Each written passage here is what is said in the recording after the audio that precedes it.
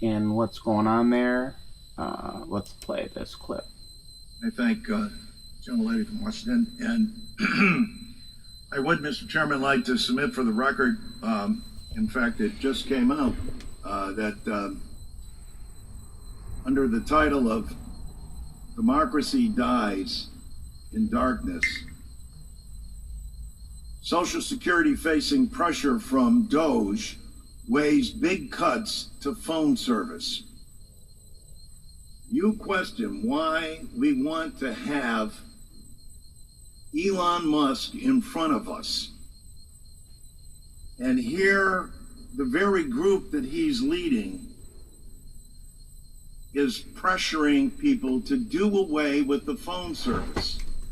As Mr. Panetta just mentioned, his constituents are responding, as are all of our constituents. Pursuant to the unanimous consent request that's ordered. Pardon? Unanimous consent is ordered. Thank you for, and continuing with this article, because I think it's very relevant to the discussion here and should be part of the record. It would take me 10 minutes to read it. But it deserves to be here, along with, we've heard today a lot about facts. Here's the facts. Here's the truth. There are over 70 million Americans who rely on Social Security. 10,000 baby boomers a day become eligible for Social Security.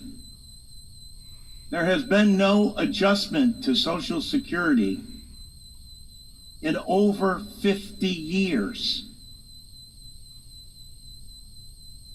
5 million of your fellow Americans get below poverty level checks from Social Security, having paid into it all their lives. Most of them are women, and of them, most of them are women of color. For close to 50% of all Americans, Social Security is the main thing they have. The genius of Franklin Delano Roosevelt is still with us today.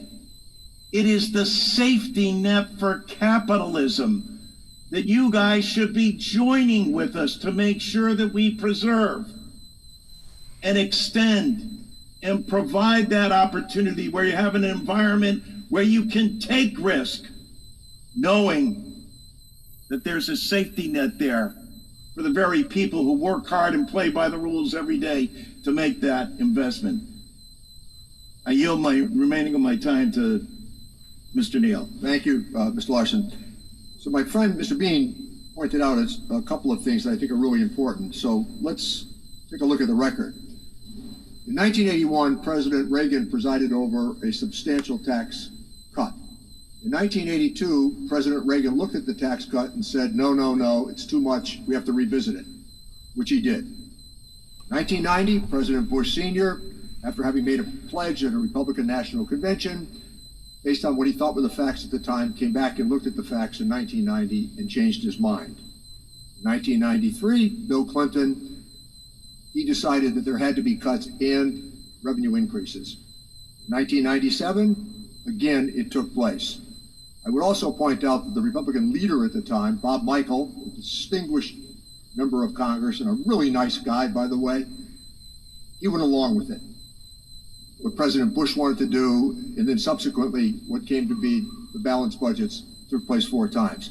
I don't understand for the life of me how we can say that we're about to add, with the objections of this side, $4 trillion to the national debt through tax cuts and say that's going to give us a balanced budget.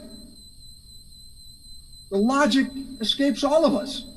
So let's take Reagan, Bush, and Clinton twice and use those models for getting to what we all would like, and that's a more balanced budget picture.